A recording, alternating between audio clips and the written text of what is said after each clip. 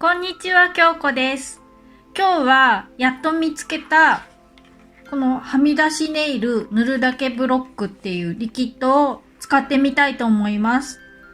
で、私は主にこのはみ出し防止ではなくてスタンピングネイルをするときに使います。ここにも書いてあります。スタンプアートにも便利っていう。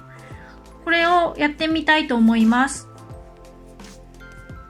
普段はいつもこっちを使ってました。ボーンプリティさんのリキッドピールオフテープというのを使ってました。で、これは、私はアリエクスプレスからいつも購入してたんですが、日本だと Amazon でもしかしたら買えるかもしれないです。でも、もしこっちで代用できるならこれ100円なのでなかなか手に入らないものみたいなんですけど、こっちの方がお得かもしれないです。ただ使えるかどうかわかんないのでこれからやってみます。今これ剥がして中どれくらい入ってるか見ちゃいました。この辺までしか入ってないので半分よりちょっと多いぐらいまで入ってます。で、内容量は 6.5g って書いてあるので、これ 15mm 入ってるので、こっちの方がお値段的にはお得です。ただ長いこと使わないとこれすごく使いづらくなっちゃうので、一人で使うんだったらこっちでもいいと思います。今中指にこのベイクドピンクを2度塗りして未硬化ジェルを拭き取ったところです。そしたらここにマスキングリキッドを周りに塗っていきます。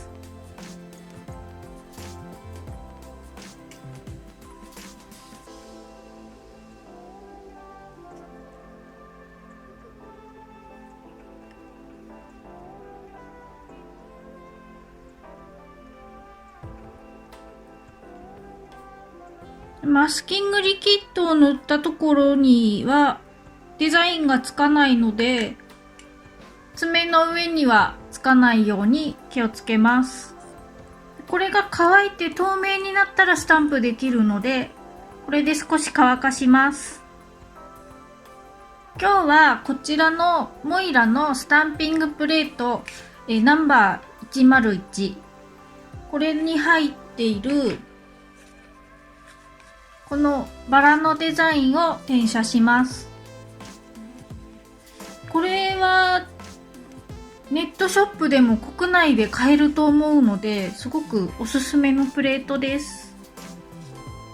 ちょっと柄がこっち側にあるのでひっくり返します。今日はこちらのボーンプリティのスタンピングポリッシュを使って転写します。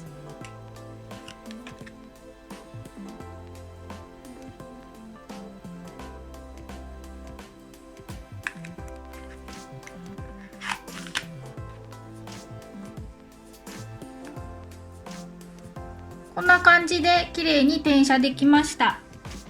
そしたらこれをスタンプします。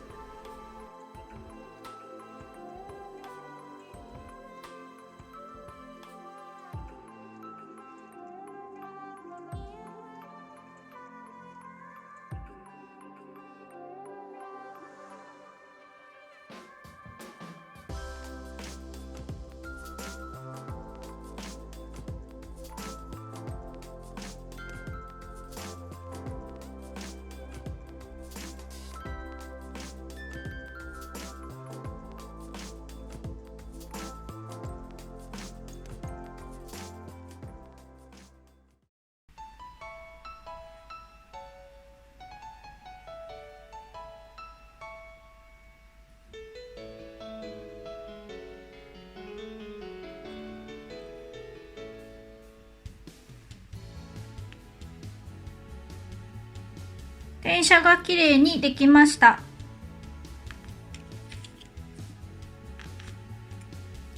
それでこの周りのマスキングリキッドを剥がします。で説明書に片方の端からピンセットを使うと剥がしやすいですと書いてあります。なのでピンセットを使って剥がしていきます。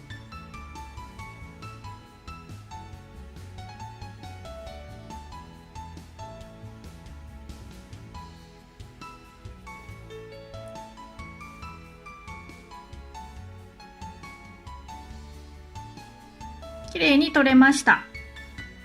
で、あとどうしても際の方とかにちょっと残ってるので、これは取ってあげた方が綺麗なので、仕上げる前に拭き取ってしまいます。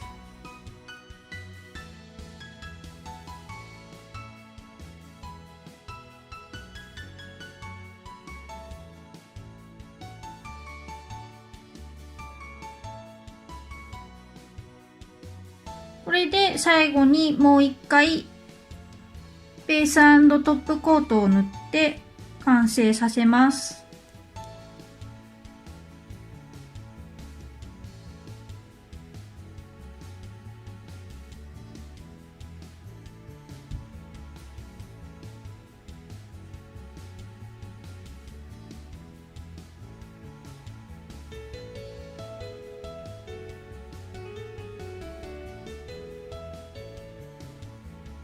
これで硬化させます。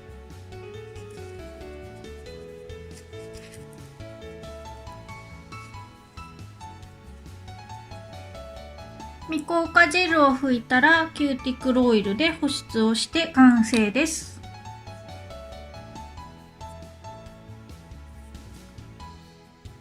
今回はこちらのマスキングリキッドの紹介をしてみました。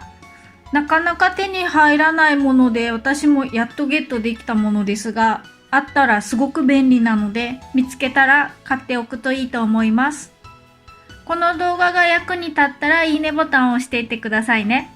チャンネル登録がまだの方は登録もよろしくお願いします。最後までご覧いただきありがとうございました。それではまた次回の動画でお会いしましょう。